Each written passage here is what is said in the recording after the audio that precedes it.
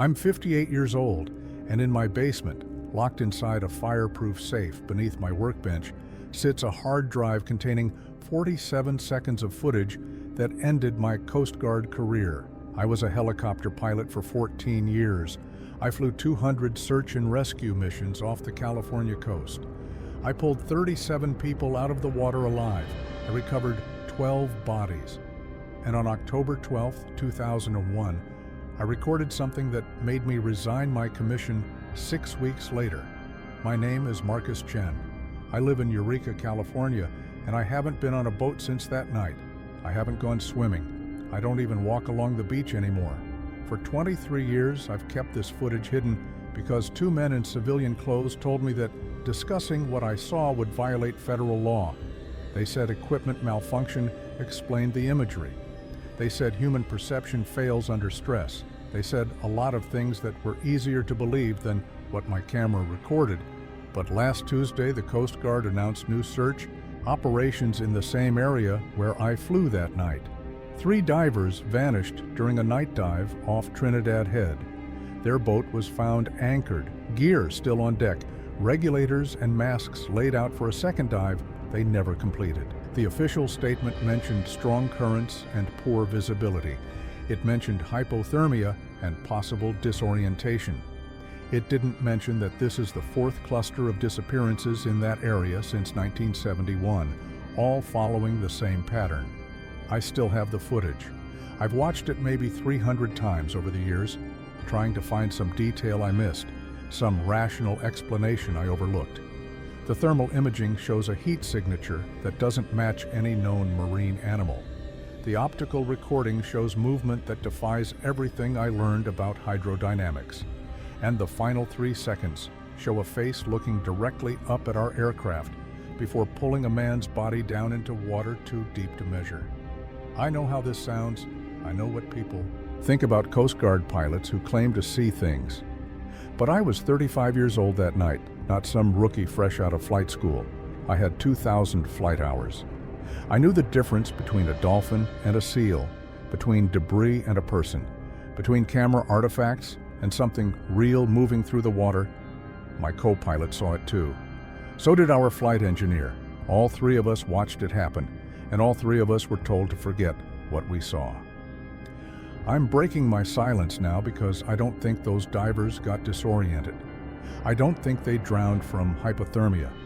And I think the families searching for answers deserve to know that something in those waters has been taking people for decades, something that moves with purpose, something that looks almost human until you see it up close.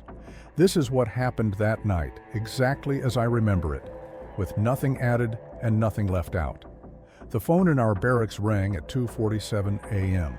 I know the exact time because I checked my watch. When I heard Lieutenant Brady's voice over the intercom calling for an immediate scramble. I'd been asleep for maybe 3 hours after a long patrol shift that ended at midnight. My co-pilot that night was Jake Morrison, a 29-year-old from Oregon who'd transferred to our unit 6 months earlier. Our flight engineer was Danny Torres, a veteran with 18 years of service who'd seen everything the Pacific could throw at a rescue crew. We suited up in 4 minutes. Standard cold water gear, dry suit, harness, helmet with integrated communication and night vision capability, survival vest. The weather brief came through while we were still pulling on our boots. Storm system moving south from the Gulf of Alaska, winds gusting to 35 knots, seas running 12 to 15 feet, air temperature 48 degrees, water temperature 52. Not the worst conditions we'd flown in, but marginal enough that we'd need to stay sharp. The distress call had come from a commercial fishing vessel named the Pacific Dawn. 45-foot trawler registered out of Crescent City. The EPIRB signal, the emergency beacon, had activated automatically at 2:31 a.m., indicating the vessel was in severe distress or had already capsized. The coordinates put them 43 nautical miles northwest of Trinidad Head, in water roughly 600 feet deep. No voice communication had come through on VHF radio, just the beacon transmitting its automated location. Our Jayhawk helicopter lifted off at 3:04 a.m. Jake was flying left seat as pilot in command that night. I was right seat handling navigation and communication. Danny was in back managing the hoist and rescue equipment. The flight out took 31 minutes at cruising speed, following the coastline north before turning west into open ocean. I remember the darkness that night was absolute. No moon, heavy cloud cover at 200 feet, visibility maybe 2 miles in the precipitation. Our instruments showed we were flying through light rain, though at 500 feet altitude it felt more like mist. This ocean below us was invisible, except when our searchlight cut through the darkness during systems checks. Jake kept the aircraft steady despite the wind. He'd flown in worse conditions, and his hands on the controls were relaxed, confident. We maintained communication with Air Station Humboldt Bay, giving position updates every 5 minutes, standard procedure for overwater operations at night. If we went down, they'd know where to start looking. At 3:35 a.m., Danny called out the first visual contact. He'd spotted a strobe light in the water, the kind attached to life vests and emergency equipment. Jake brought us into a hover at 200 feet while I worked the searchlight. The beam swept across the surface until we found the source, a capsized hull, white fiberglass bottom reflecting our light, floating low in the water. The Pacific Dawn was upside down, stern submerged, bow pointing up at maybe 30 degrees. Debris fields scattered around it, wooden pallets, orange buoys, sections of net, a cooler bobbing in the waves, no life raft deployed, no survivors visible on the overturned hull. The vessel had rolled completely, probably hit by a rogue wave or swamped taking water over the stern. It happens faster than most people think. 1 minute you're hauling in a net, the next you're in the water watching your boat go under. Jake brought us down to 100 feet and began a circular search pattern, standard protocol for finding survivors who might have drifted from the vessel. Danny had the rescue basket ready, spotting for anyone in the water. I was working the FLIR camera, the forward-looking infrared system that shows heat signatures. In 52-degree water, a human body stays warm enough to register on thermal for maybe 30 minutes, sometimes an hour if they're in a survival suit. The FLIR screen showed the warm signature of the diesel engine still radiating heat inside the capsized hull. Some smaller signatures that might have been fish or debris with residual warmth. And then, at the edge of our search radius, maybe 200 yards from the wreck, a clear human-shaped signature floating in the water. "Contact! Contact!" I called over the intercom. Heat signature bearing 270, distance 200 yards. Jake turned the aircraft and brought us toward the location. I kept the FLIR locked on the signature, watching it on my display screen. It wasn't moving, just floating on the surface, arms spread, the posture of someone either unconscious or already dead. We had our survivor. At least we had a body. Recovery was still the mission, still meant everything to a family waiting for news. Jake positioned us for a hover directly above the target while I swung the searchlight around to illuminate the water below. That's when I first saw something else on the FLIR display. Another heat signature, smaller and moving fast, approaching the floating body from deeper water. At first I thought it was a seal or a large fish. Marine mammals show up on thermal imaging all the time, especially in the Pacific where we have sea lions and elephant seals that can dive deep and move quickly. But the signature was wrong. Too warm for a fish, wrong shape for a seal. And it was coming up from directly below, ascending fast toward the surface. The searchlight beam hit the water at 3:41 a.m. I remember the exact time because it's stamped on the recording. The body was male, face down, wearing an orange commercial fishing vest, the kind with built-in flotation and reflective panels.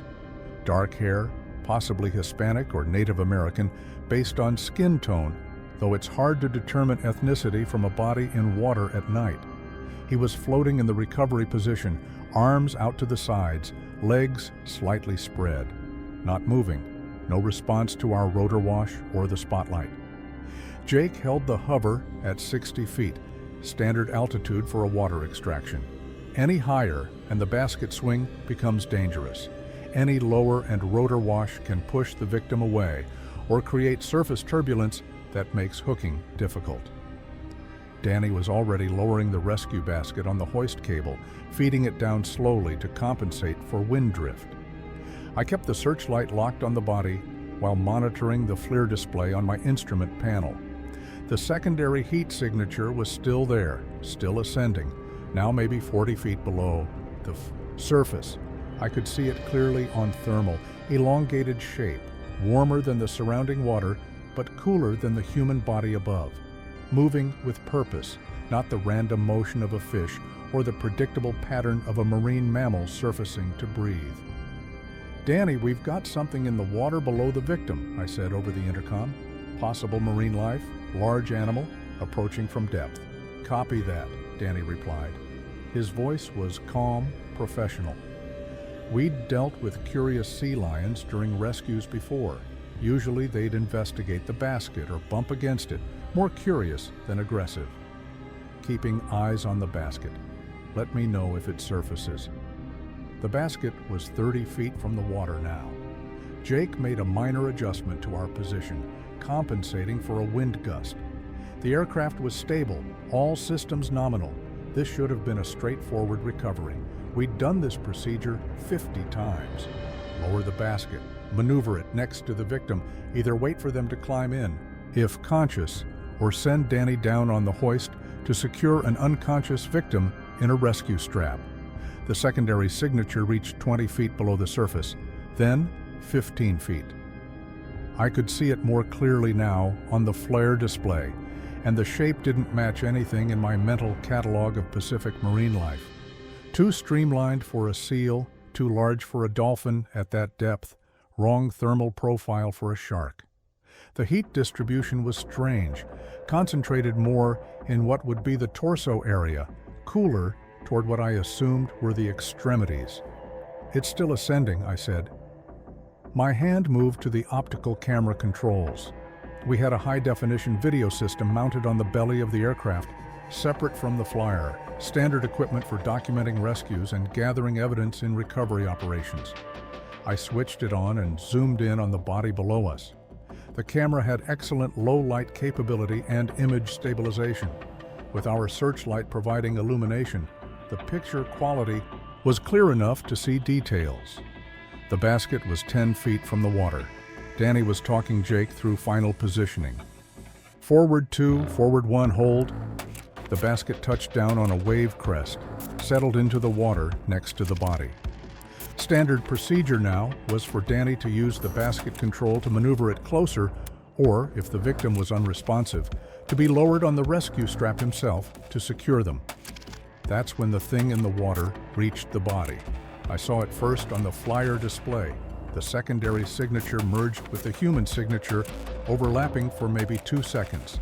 Then, I saw it on the optical camera feed, displayed on the smaller monitor next to my FLIR screen. Movement in the water directly beneath the body, something pale breaking the surface. "Jake, do you see that?" My voice stayed level, but my heart rate had jumped. This wasn't a seal. "See what?" Jake was focused on holding the hover, watching his instruments and the body below. In the water, directly under the victim, something just surfaced. Danny's voice came through. "I've got visual. There's something circling the basket. Not a seal. Too large. Moving wrong." I zoomed the optical camera in tighter, adjusting focus. The searchlight was illuminating maybe a 40-foot circle of ocean surface. Inside that circle, I could now see clearly what was happening below us. She circled the body once, moving in a clockwise rotation, maybe 5 feet below the surface. I say she because that's what my brain registered in those first seconds, even though I knew what I was seeing couldn't be right. The thermal signature showed a heat distribution consistent with a mammal. The optical camera showed pale skin, long, dark hair flowing in the water, movement that was too fluid and controlled to be a drowning victim or a corpse, arms that seemed too long, hands that moved through the water with webbed fingers clearly visible, when she passed directly beneath our searchlight. Legs that were fused or bound together, undulating in a vertical motion that propelled her forward with more speed than any human swimmer could generate. She completed the circle and stopped directly beneath the body, maybe 8 feet down. The water clarity was poor, typical for the area after a storm, but our cameras were designed to penetrate ocean turbulence. I could see her looking up, not at the body above her, at us. Her face was visible for 3 seconds in the searchlight beam. Human features, but proportioned wrong.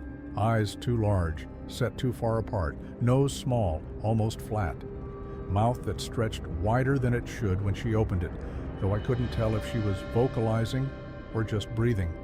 Skin that was pale gray-white, like something that had never seen sunlight. She raised one arm toward the body above her.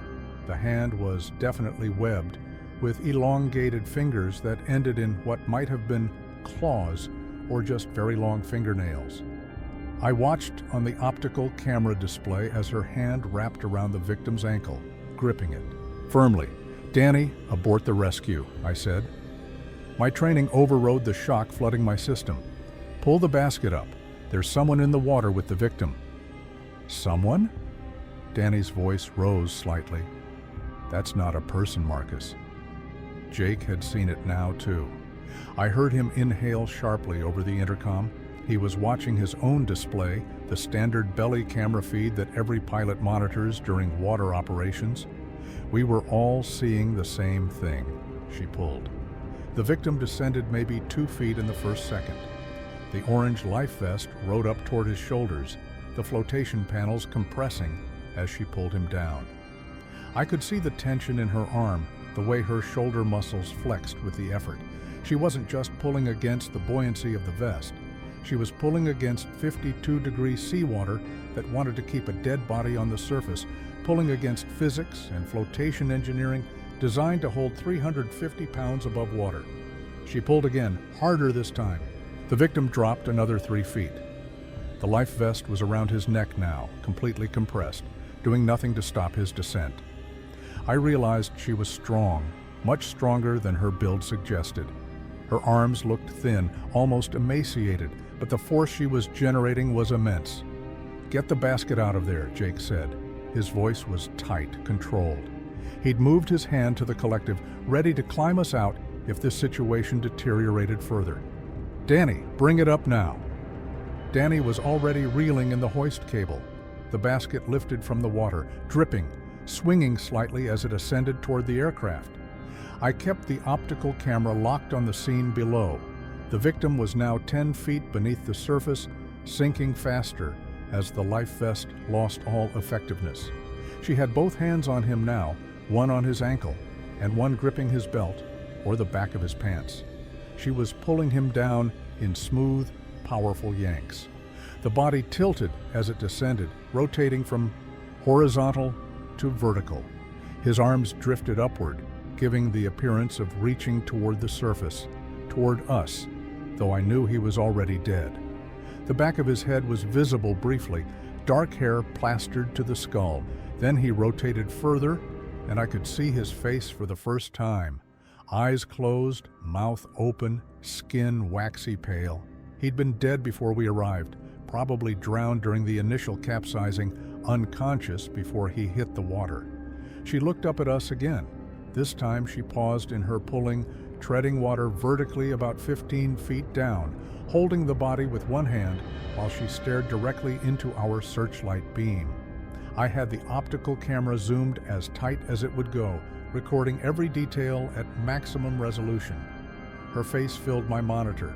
Those 2 large eyes caught the light and reflected it back with a greenish glow, like animal eyeshine, but more pronounced. I could see her mouth was open, showing teeth that looked human-sized, but sharper, more pointed. We held eye contact for 3 seconds. Her expression didn't change.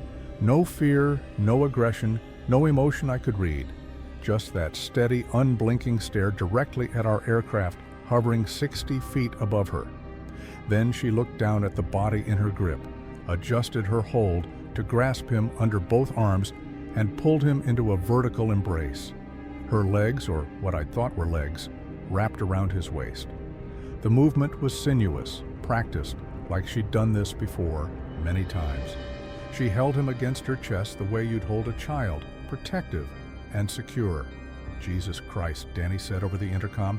"She's taking him." "Camera running?" Jake asked me. His pilot voice was gone, replaced by something raw and uncertain. "Affirmative," I said, getting all of this, both FLIR and optical. She began descending, not passively sinking, but actively swimming down, pulling the body with her into deeper water. I watched her thermal signature on the FLIR display, growing smaller as she moved away from the warmth of the surface. On the optical feed, she was fading into the darkness below our searchlight's effective range. At 30 feet deep, I could still make out her pale form as a ghostly shape in the murky water. At 40 feet, she was just a suggestion of movement. At 50 feet, she was gone completely. The victim's life vest broke free. It popped to the surface 20 feet from where they'd descended, floating empty with both straps torn. The force of her pulling had ripped it completely off his body. The orange fabric was bright under our searchlight, saturated with water, drifting with the current. Jake held the hover for another 30 seconds. None of us spoke. I kept the optical camera pointed at the spot where they'd disappeared, hoping she might resurface, hoping I'd see the victim come back up, hoping for anything that would make sense of what we'd just witnessed. The FLIR display showed no heat signatures in the water below us, except some residual warmth from where the body had been floating. She was gone.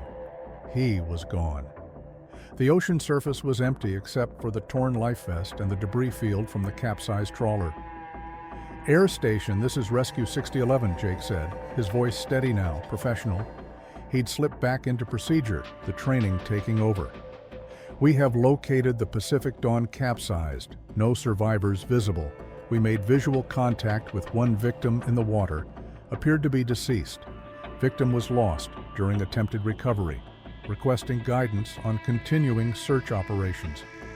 The reply came back through our headsets after a few seconds. "Rescue 6011, continue search pattern for additional survivors. Document current conditions and victim last known position." "Copy that, continuing search," Jake said. He turned to me. "Mark the coordinates. Get photos of the life vest and the wreckage. We'll do a full pattern sweep and then head back." I marked the GPS coordinates, took the required photographs, documented the sea state and debris field.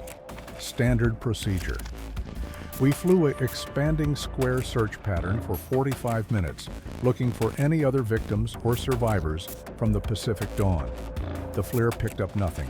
The optical cameras showed nothing but waves and floating debris. At 4:47 a.m., we broke off the search and turned back toward shore. The flight back took 28 minutes. Nobody spoke except for required communication with Air Station. I kept reviewing the footage on my display, watching those 3 seconds when she looked up at us over and over again, trying to understand what I'd seen, trying to make it fit into some rational framework. We landed at 5:15 a.m. The sun was starting to lighten the eastern sky, though it wouldn't clear the mountains for another hour. Lieutenant Brady met us on the tarmac as we shut down the engines. His face told me he already knew something had gone wrong. We debriefed in the operations room at 5:30 a.m., just the 4 of us at first, Lieutenant Brady, Jake, Danny, and me. Standard procedure. After any rescue mission, successful or not. Brady had coffee waiting, which was unusual.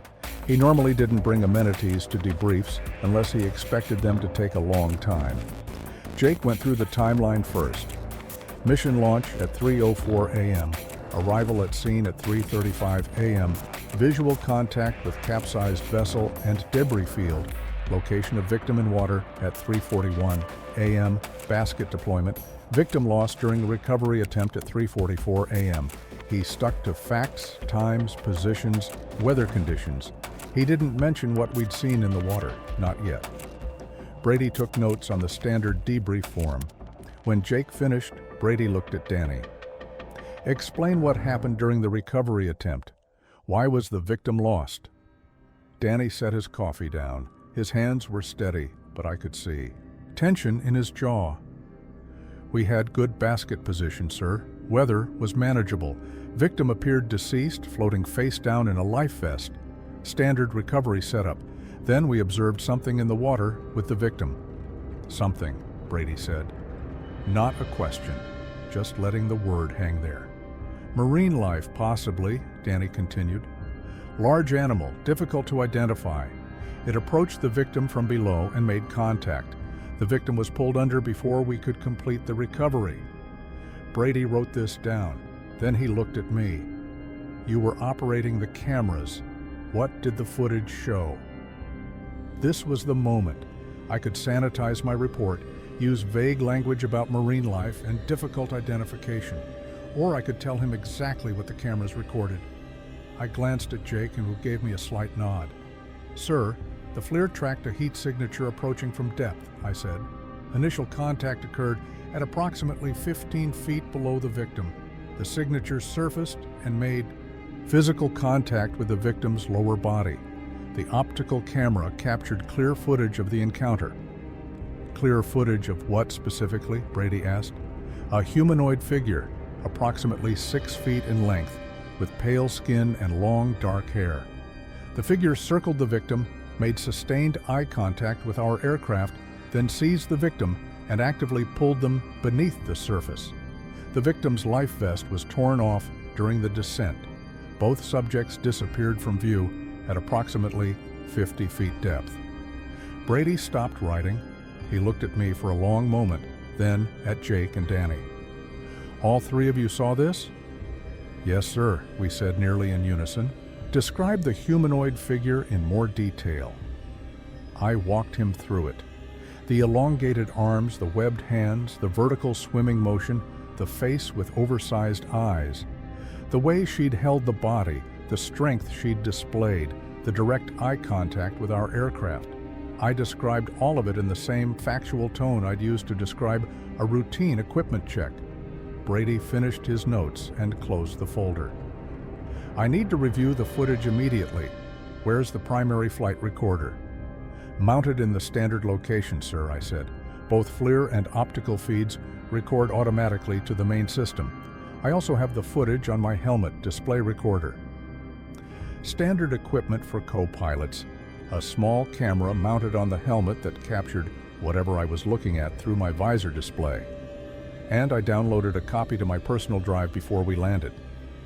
That last part wasn't standard procedure. Crew members weren't supposed to keep copies of mission recordings on personal equipment. But something in my gut had told me to make a backup before I turned over the aircraft. I'd connected my tablet to the helicopter's data port while we were still on final approach and copied the relevant camera files. 47 seconds of footage, 3 seconds of her looking up at us, 30 seconds of the pulling and descent, 14 seconds of aftermath. Brady's expression didn't change, but I saw something flicker in his eyes. That's a violation of data handling protocol, Lieutenant Chen. Yes, sir, I know. Why did you make a personal copy? I considered lying, but decided against it. Instinct, sir. I had a feeling this footage might disappear, and I wanted a backup in case we needed it later.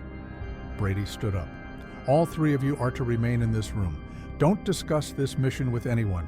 Don't review the footage again. Don't leave this building. I'll be back within the hour. He picked up the debrief folder and left, closing the door behind him. We sat in, silence for maybe 5 minutes. Then Danny spoke quietly. You really think they're going to make this disappear? I don't know, I said. But yeah, I think they might. Jake was staring at his coffee. I've been flying for 8 years. I've seen a lot of strange things out there. Bioluminescence that looked like UFOs, weather phenomena I couldn't explain, equipment malfunctions that seemed impossible, but I've never seen anything like that. It pulled him down, Danny said, with purpose, like it knew exactly what it was doing, like it had done it before. We fell silent again. I was running through the footage in my mind, frame by frame. The way she'd circled the body, the eye contact, the embrace before descending.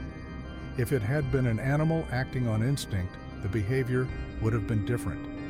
Predators don't make eye contact before taking prey. They don't pause to stare at observers. They strike and retreat.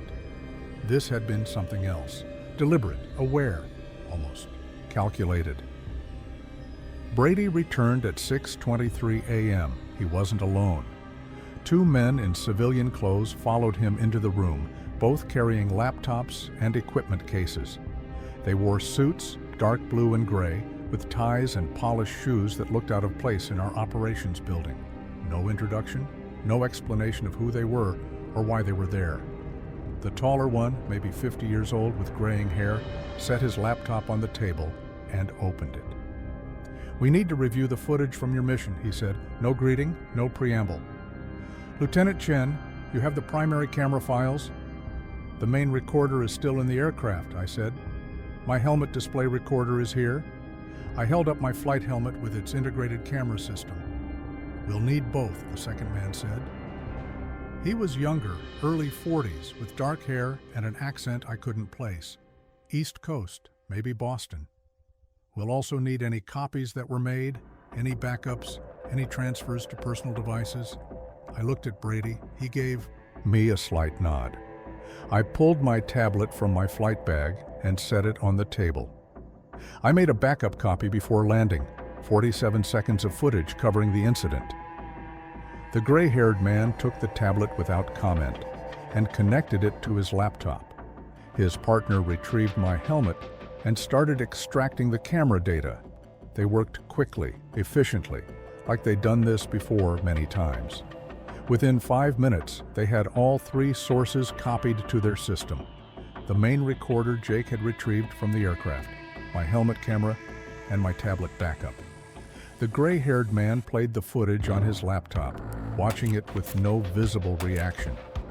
The younger man watched over his shoulder.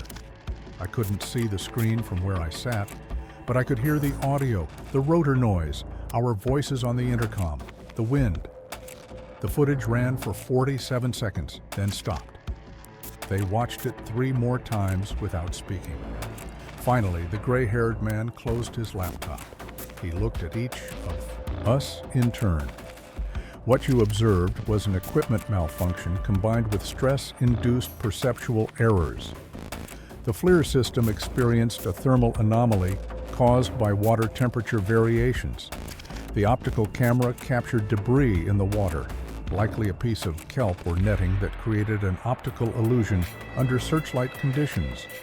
The victim drowned and sank naturally due to life vest failure. There was no contact with marine life. There was no humanoid figure. You experienced a common psychological phenomenon where the brain attempts to assign familiar patterns to ambiguous visual data. None of us responded. The explanation was absurd, and we all knew it. Kelp doesn't have eyes that reflect light. Debris doesn't circle a body with purposeful movement. Thermal anomalies don't show up as mammalian heat signatures with distinct limb structures. The younger man opened a document on his laptop and slid it across the table. 3 copies, 1 for each of us. "You'll need to sign this," he said. "It's a standard non-disclosure agreement regarding equipment malfunctions observed during Coast Guard operations. You're acknowledging that you've been briefed on the incident and that you understand the official explanation." I picked up the document and read it. The language was dense, full of legal terminology about classified systems and operational security. But the core message was clear. We were agreeing never to discuss what we'd seen, never to share the footage, never to contradict the official explanation. Violating the agreement could result in federal charges under various statutes I'd never heard of. "What if we don't sign?" Jake asked. The gray-haired man answered without emotion. "Then you'll be detained under national security provisions while we conduct a more thorough investigation. That process typically takes several weeks. You'll be placed on administrative leave without pay. Your security clearances will be suspended pending review. And at the end of the investigation, you'll likely face court-martial for unauthorized retention of classified footage." He let that sink in for a moment. "Or you can sign the document acknowledge the equipment malfunction, and return to active duty tomorrow with no further consequences. Your service records remain clean. Your careers continue normally." Danny signed first. He didn't read it again, just picked up the pen and scrawled his name on all 3 copies. Jake signed next, though he took his time reading through the entire document before committing. I was last. My hand hesitated over the signature line. "The footage on my tablet," I said. "The copy I made. What happens to it?" "It's been deleted," the younger man said. "The files have been overwritten multiple times. They're not recoverable. We've also removed the footage from the aircraft's main recorder and from your helmet camera system. The only copies that exist now are in our possession." I thought about that for a moment. They were lying, or at least not telling me the complete truth. I'd made the backup on my tablet, yes, but I'd also copied it to my phone while I was downloading the tablet version, a redundant backup, 2 minutes of extra work while we were on final approach. My phone was in my locker in the crew quarters, powered off, untouched since before the mission. I signed the document. The 2 men collected the papers, packed up their equipment, and left without another word. Brady waited until we heard their footsteps fade down the hallway, then closed the door again. "Are we really supposed to pretend we saw kelp?" Danny asked. Brady sat down heavily. He looked older than he had an hour ago, more tired. "You're supposed to follow orders and maintain operational security. What you saw or didn't see isn't relevant to anyone outside this room." "With respect, sir, that's bullshit," Jake said. "There's something in the water out there that took that man's body. If it's happened before, if it could happen again, if it's happened before, then those reports were handled the same way this one is being handled," Brady interrupted. "I've been in the Coast Guard for 23 years. I've heard stories. Most of them are just stories. Some of them aren't. But every single one that involved something unexplained, something that didn't fit the manual, got the same treatment you just received. Men in suits show up, footage disappears, explanations get written, and people sign papers. That's how it works." "Did you see the footage?" I asked, "before they arrived?" Brady met my eyes. "Yes, I saw it." "And?" "And I saw what you saw, which is why I called them immediately instead of filing the standard incident report. Because I knew what would happen if this went through normal channels. Questions would be asked, investigators would get involved, media might catch wind of it. Better to handle it quietly at the lowest level possible." "So we just forget about it," Danny said. "Pretend it was equipment failure and go back to work." "That's exactly what you do," Brady said. "You go home, you get some sleep, and you report for duty tomorrow." This mission never happened. The Pacific Dawn capsized. No survivors were found. Search operations were concluded due to poor conditions. That's the official record. We were dismissed at 7:15 a.m. I collected my gear from the aircraft, changed out of my flight suit, and drove home in my truck as the sun cleared the mountains. The roads were empty at that hour. I lived alone in a small house in Eureka, 20 minutes from the base. I'd bought it 3 years earlier, my first real property, a 2-bedroom place with a garage I'd converted into a workshop. I didn't go inside when I got home. I sat in my truck in the driveway for maybe 30 minutes, watching the sunlight move across my neighbor's fence. My hands were shaking, not from fear exactly, from the disconnect between what I'd witnessed and what I'd been ordered to accept as reality. Finally, I went inside, retrieved my phone from where I'd left it charging on the kitchen counter, and checked the file directory. The footage was there. 47 seconds copied from the helicopter system during our approach to base. I watched it once on the small phone screen, confirming it was intact and complete, then powered the phone down and locked it in the safe I kept in my bedroom closet. I didn't sleep. I tried, but every time I closed my eyes, I saw her face looking up at us, those 2 large eyes reflecting our searchlight, that mouth opening as she stared directly at the camera. I kept running through the sequence, the circling, the grip on the ankle, the pull, the way the life vest had ripped off, the strength that required, the deliberate nature of every movement. At 2 p.m., unable to rest, I drove to the library in downtown Eureka. They had newspaper archives on microfiche, old editions going back decades. I started searching for drowning reports, missing persons cases, any incidents involving commercial fishing vessels in the waters off Trinidad Head. The first one I found was from November 1971. 2 crew members from a crab boat went missing during night operations. Boat was found the next morning with gear still deployed, engine running, no sign of struggle. Coast Guard search recovered no bodies. Official explanation, swept overboard by rogue wave. June 1978. Solo fisherman failed to return to port. His boat was found anchored 3 miles offshore, hull intact, nets undisturbed. His life vest was recovered floating nearby with both straps torn. No body found. Official explanation, fell overboard, drowned despite life vest, body lost to currents. September 1983. 3 divers conducting commercial sea urchin harvest disappeared during a night dive. Their boat was found anchored, air compressors still running, regulators and masks laid out for what would have been their second dive. Coast Guard search found no bodies, no equipment, no trace. Official explanation, disorientation due to poor visibility, swept away by unexpected current. March 1992. Charter fishing boat reported a crew member missing during early morning operations. Witnesses said he was standing at the stern preparing lines when he suddenly went over the side. Multiple people heard him shout once, then silence. Body never recovered despite immediate search.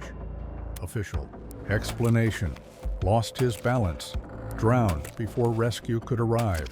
I found 11 incidents total between 1971 and 2001. All within a 15-mile radius of the coordinates where we'd found the Pacific Dawn, all involving disappearances during night operations or early morning hours, all with bodies either never recovered or found without life vests, despite witnesses confirming vests were worn. All with official explanations that mentioned currents, disorientation, equipment failure, or accidents. I made copies of the newspaper articles and drove home. It was after 5 p.m. by then. I'd been awake for nearly 40 hours. I finally managed to sleep, though it was restless, filled with dreams of dark water and pale shapes moving beneath the surface.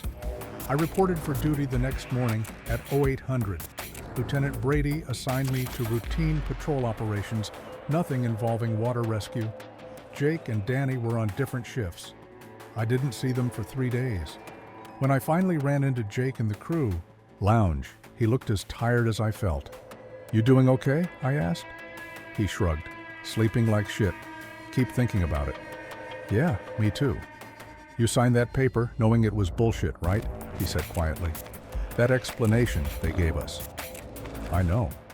So what do we do about it?" I didn't have an answer for that. We were Coast Guard pilots.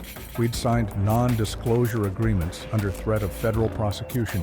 We had no physical evidence except footage I wasn't supposed to have. And even if we went public, who would believe us? 3 guys who saw something in the water during a night rescue mission. Equipment malfunction and stress-induced hallucination was a much easier explanation for people to accept than the truth.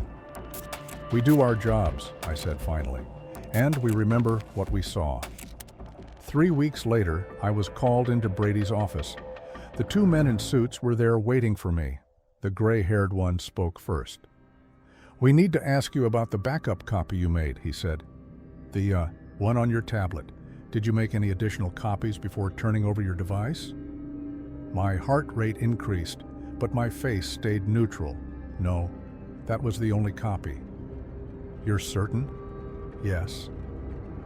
The younger man opened a laptop and showed me a screen full of data logs. "We analyzed the timing of your file transfers during the mission. You connected your tablet to the aircraft's data port at 0503 hours and completed the download at 0505. But we also detected a second connection from a different device at 0506 hours just before landing. The connection lasted 41 seconds. They knew. Somehow they'd found a record of my phone connecting to the helicopter system. I'd thought I'd been careful, but they had forensic tools I hadn't anticipated. "I want a lawyer," I said. "You don't need a lawyer if you cooperate," the gray-haired man said. "We just need the device and any copies you've made. Turn them over now, and there won't be any charges filed." I thought about the phone locked in my safe at home. I thought about the 11 newspaper articles I'd copied, now filed in a folder with the phone. I thought about 40 years of incidents that had been explained away, covered up, forgotten. "I need 24 hours to retrieve it," I said. "It's not easily accessible." They exchanged a glance. "You have until 800 tomorrow morning. Bring the device and any copies to this office. If you don't, we'll obtain a warrant and search your residence. And then you will need a lawyer." I left Brady's office knowing my career was over. Even if I turned over the phone, even if I destroyed every copy of the footage, I'd be marked as unreliable, a security risk. They'd find ways to make my life difficult until I resigned. That's how these things worked. I drove home and sat in my living room for 3 hours, thinking. The sun set. The room grew dark. I didn't turn on any lights. At midnight, I made my decision. I went to my bedroom, opened the safe, and removed the phone and the folder of newspaper articles. I made 2 additional copies of the footage, saving them to USB drives I'd bought at an electronics store. One copy I sealed in a waterproof container and buried in my backyard marked with GPS coordinates I memorized. The second I mailed to my sister in Oregon with a letter explaining what to do if anything happened to me. The phone with the original footage I locked back in the safe. At 07:45 the next morning, I walked into Brady's office empty-handed. The gray-haired man looked at my empty hands and then at my face. His expression didn't change, but I saw his jaw tighten slightly. "You were instructed to bring the device." "I don't have it anymore," I said. "I destroyed it." "That's destruction of evidence in a federal investigation." "What investigation?" I asked. "According to your official report, nothing unusual happened. There was an equipment malfunction and perceptual error. I destroyed a personal device that contained corrupted footage from a faulty camera system. There's no crime in that." The younger man stood up from his chair. "Lieutenant Chen, you're making a serious mistake. We can make this very difficult for you. I'm aware of that. But the device is destroyed. The footage is gone. There's nothing to turn over." That was a lie, of course. But they couldn't prove it was a lie without admitting that something worth covering up had actually been recorded. We were at an impasse, and I was betting they'd choose to let it go, rather than escalate into a situation that might attract unwanted attention. The gray-haired man studied me for a long moment. "You understand that your security clearance is being revoked effective immediately. You'll be transferred to administrative duty pending an investigation into your conduct. You're grounded until further notice." "I understand." "You're also being placed on notice that any attempt to discuss the October 12th mission or to share any information related to that mission will result in immediate prosecution under the Espionage Act and related statutes. Do you understand?" "I understand. You're dismissed." I left the office and cleaned out my locker. My flying days were over. I knew that with certainty. They'd bury me in paperwork and administrative assignments until I resigned on my own, which was exactly what they wanted. No court-martial, no formal discipline, just a quiet removal of someone who'd become a problem. Jake found me in the parking lot as I was loading my gear into my truck. "They came after you about the backup?" "Yeah, they knew about it." "What did you tell them?" "That I destroyed it." I closed the tailgate. "They're grounding me, revoking my clearance. I'll be riding a desk until I quit." "Jesus, Marcus, I'm sorry." "Not your fault." I looked back at the hangar where our helicopter sat. I'd spent 14 years flying those aircraft, 14 years that were ending because I'd seen something I wasn't supposed to see. "You and Danny need to be careful. They might come after you next." We signed the papers. We're playing along with the official story. Jake hesitated. "Did you really destroy the footage?" I didn't answer that question. "Take care of yourself, Jake." The administrative assignment lasted 6 weeks. They had me reviewing maintenance logs, updating database entries, filing reports that nobody would ever read. Meaningless work designed to break my spirit. I showed up every day at 0800, did what they asked, and left at 1700. I didn't complain. I didn't cause problems. I just waited. During those 6 weeks, I continued researching. Late nights at the library, searching through old newspapers and maritime records, I expanded my search beyond Trinidad Head, looking at the entire Northern California coast. The pattern was there if you knew how to look for it. Clusters of disappearances every few years, always in the same general areas, always during night operations, always with bodies either missing or found without their safety equipment. I found incidents dating back to the 1940s. A Navy rescue swimmer who vanished during a training exercise in 1947, last seen entering the water to retrieve a dummy target. His body was never found. The official report said he likely drowned due to exhaustion and was swept out to sea by currents. A commercial diver working on underwater salvage in 1956 disappeared while his tender waited on the surface. They pulled up his air hose and found it had been cut cleanly, not torn or abraded. The investigation concluded he must have become entangled in wreckage and cut himself free, then drowned before reaching the surface. His body was never recovered. 2 surfers in 1963 who went out for a dawn session and never came back. Their boards were found floating a mile apart, both with deep scratches on the underside that marine biologists said were probably from rocks. No bodies recovered. Official explanation: shark attack or drowning. The patterns were consistent: night or early morning, deep water, no witnesses or witnesses who reported seeing something but couldn't identify what, bodies missing or stripped of safety equipment, official explanations that always defaulted to natural causes or accidents. I documented everything: dates, locations, victim names when available, details from official reports, newspaper coverage. I created a map marking every incident I could verify, using different colored pins for different types of disappearances. The clusters were obvious once visualized, not random distributions, specific areas, where incidents occurred repeatedly over decades. Trinidad Head was one cluster. Another was near Point Arena, about 150 miles south. A third near Cape Mendocino. All along the Northern California coast, all in deep water close to shore, all with the same pattern. On November 18, 2001, I submitted my resignation from the Coast Guard. Lieutenant Brady accepted it without comment.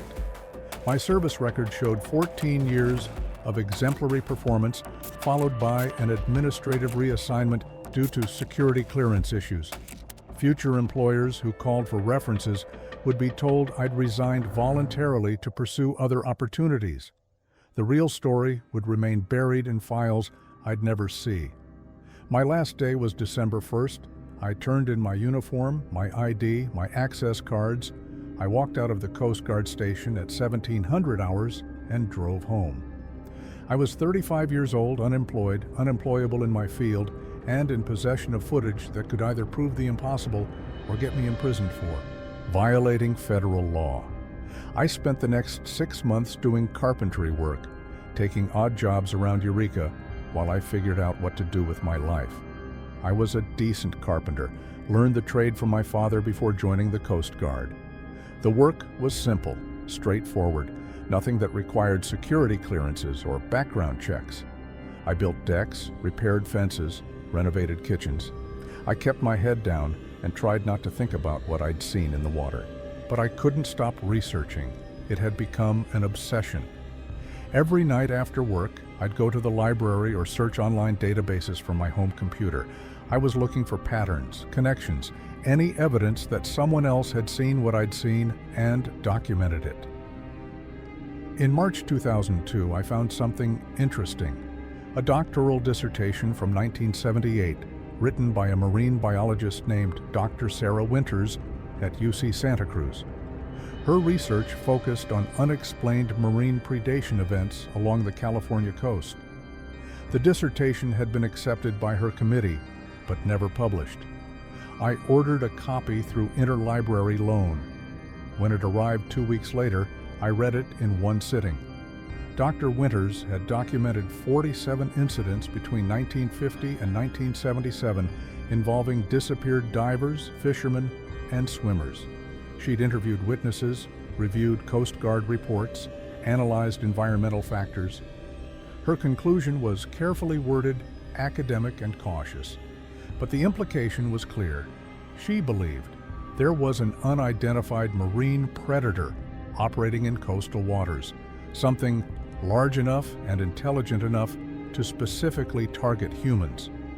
Her evidence included testimony from survivors who'd seen something humanoid in the water, bite marks on recovered bodies that didn't match any known marine species, and acoustic recordings from underwater microphones that captured vocalizations unlike any cataloged marine mammal.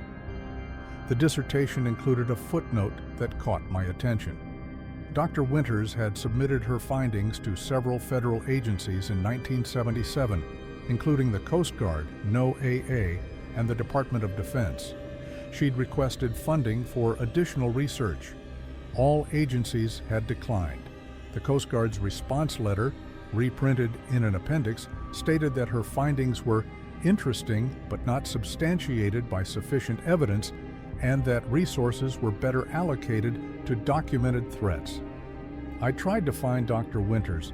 A Google search turned up an obituary from 1995. She died in a car accident in Santa Cruz at age 53. The obituary mentioned she'd left academia in 1982 and spent her final years working as a private marine biology consultant. No mention of her research into unexplained predation events. I also found a reference to her research in a 1979 article from a cryptozoology magazine. The article was sensationalized, calling her the scientist who proved mermaids exist, which wasn't at all what her dissertation had claimed, but the article included quotes from an interview she'd given shortly before leaving academia. One quote stuck with me. "I've been told by multiple government sources that my research threatens public safety by creating unnecessary fear. I've been advised to stop investigating these incidents. But the disappearances continue, and families deserve answers. Something is taking people from our coastal waters, and we have a responsibility to understand what it is and why." I wondered if she'd received the same visit I had. Men in suits explaining that her research was problematic, that her conclusions were incorrect, that she needed to stop asking questions. By summer 2002, I'd accepted that I wasn't going to find any official acknowledgement of what I'd seen. If there were government files on these incidents, they were classified at way I'd been silenced. But I still had the footage. 3 copies, one on my phone in the safe, one buried in my backyard, one with my sister in Oregon. And I had 23 years of documented incidents showing a pattern of disappearances that couldn't all be explained by accidents and natural causes. I made a decision that summer. I wouldn't go public with the footage, not yet. The risk was too high, and I had no support, no credibility, no platform that would protect me from prosecution. But I would keep documenting, I would keep researching. And if the pattern continued, if more people disappeared in the same areas with the same inexplicable circumstances, I would eventually find a way to tell the story that needed telling. For 23 years, that's exactly what I did. The safe in my bedroom closet is a Sentry-safe fire-resistant model, rated to protect contents for 1 hour at 1700 degrees. I bought it in 2002, a month after I resigned from the Coast Guard. Inside it, I keep 3 items: my discharge papers from the Coast Guard, a waterproof document folder containing 23 years of research notes and printed articles, and my old Nokia flip phone with 47 seconds of footage that could either validate my entire story or prove I've been living a delusion for 2 decades. I haven't powered on the phone in 3 years. The battery is long dead. I keep it as a backup, a physical artifact, in case the other copies are somehow compromised. The phone itself is obsolete, the kind you'd find in a technology museum, but the mini SD card inside it still holds the video file, and that format is universal enough that any computer with the right adapter can read it. The buried copy in my backyard is inside a watertight ammunition canister, the kind you buy at military surplus stores. I buried it 3 feet down beneath a Japanese maple tree I planted specifically to mark the location. The GPS coordinates are memorized but not written anywhere. I've dug it up twice over the years to verify the footage is still intact, most recently in 2019. The USB drive inside showed no corruption. The video played normally. The copy with my sister is in a safe, but I couldn't stop researching. It had become an obsession. Every night after work, I'd go to the library or search online databases from my home computer. I was looking for patterns, connections, any evidence that someone else had seen what I'd seen and documented it. In March 2002, I found something interesting. A doctoral dissertation from 1978, written by a marine biologist named Dr. Sarah Winters at UC Santa Cruz. Her research focused on unexplained marine predation events along the California coast. The dissertation had been accepted by her committee, but never published. I ordered a copy through interlibrary loan. When it arrived 2 weeks later, I read it in one sitting. The footage never changes, obviously. It's always the same 47 seconds.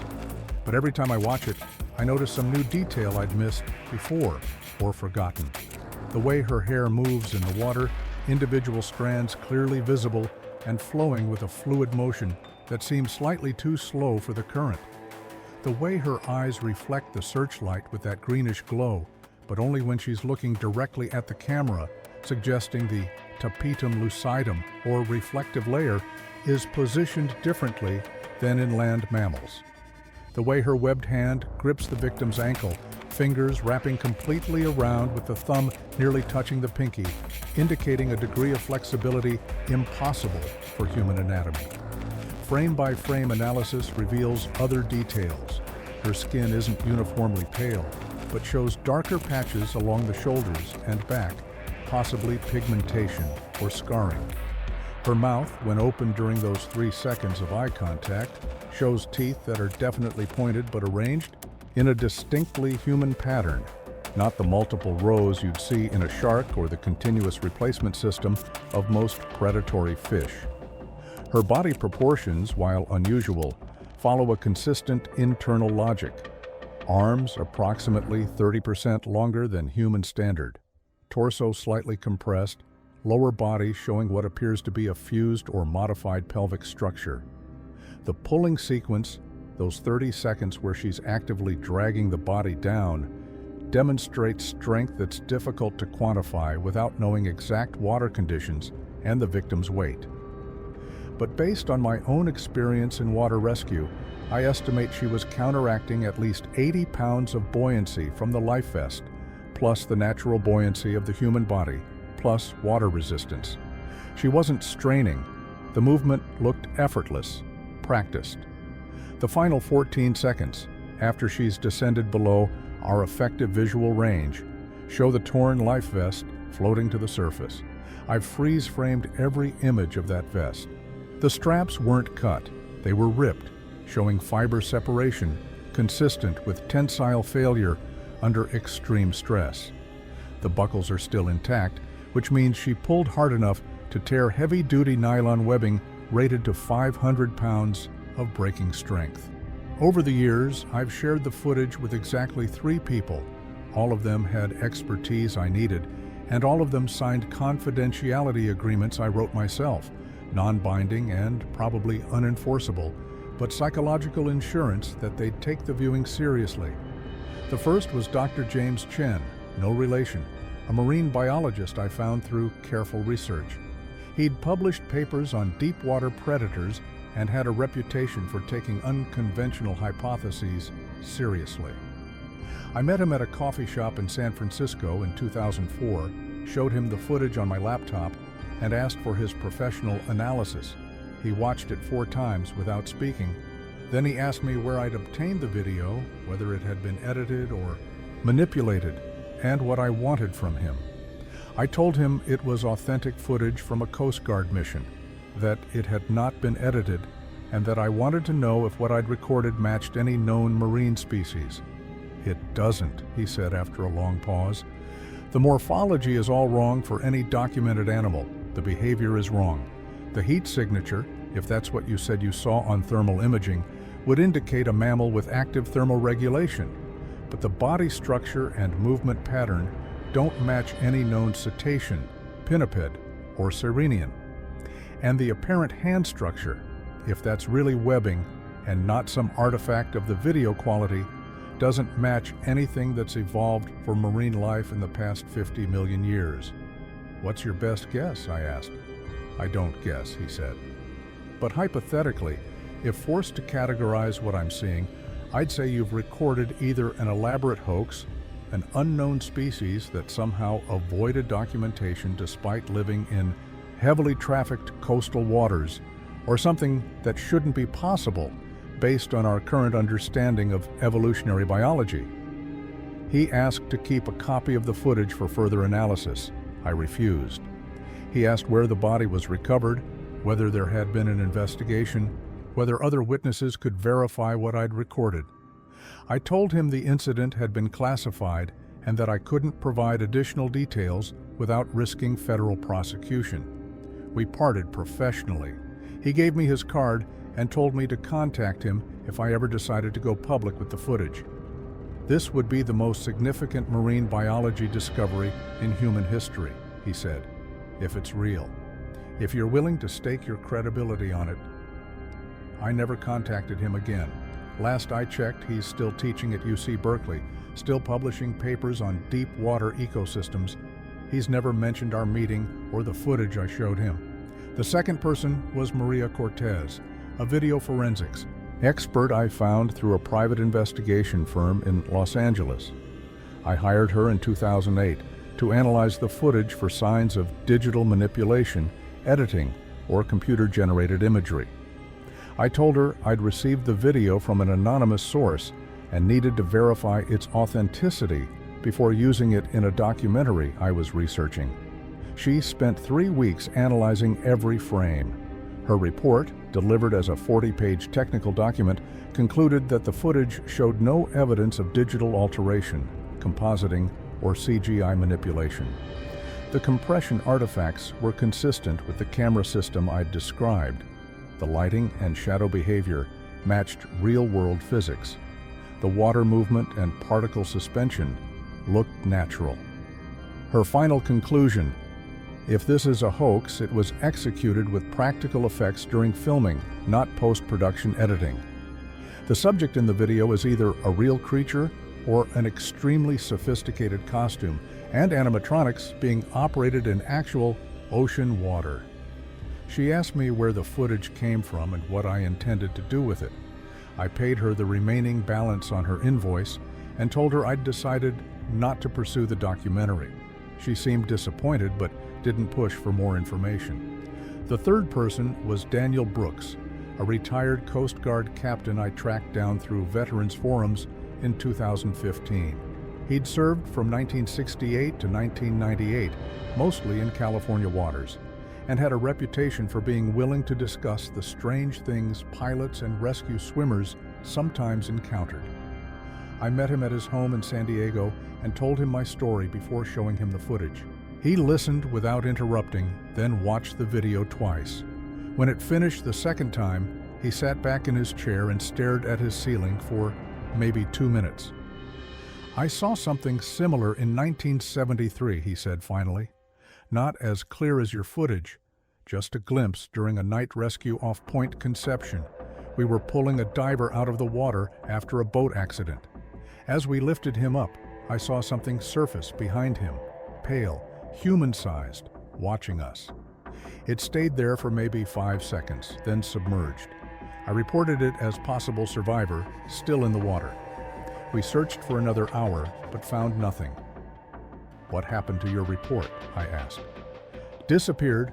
I filed it through proper channels, but when I went to check the mission folder a week later, there was no mention of a second potential survivor, just our successful rescue of the one diver."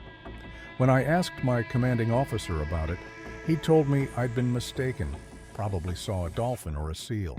I didn't push. I was 25 years old and didn't want to be known as the guy who saw mermaids.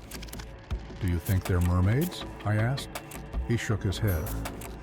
"I don't know what they are, but I know they're real. I know they're dangerous, and I know somebody in the government has decided we're not supposed to talk about them.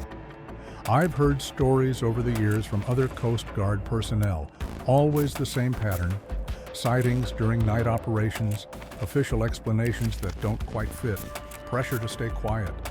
I retired without ever seeing one again, and I was grateful for that." He's dead now. Passed away in 2018 from lung cancer. As far as I know, he never told anyone else about what he'd seen. Those 3 conversations, spread across 14 years, confirmed what I already suspected. The footage was authentic, it documented something unknown to science, and I wasn't the only person who'd encountered these creatures. But they also reinforced why I couldn't go public, without corroborating evidence. Without institutional support, without protection from prosecution, releasing the footage would accomplish nothing except destroying what remained of my credibility and possibly landing me in federal prison.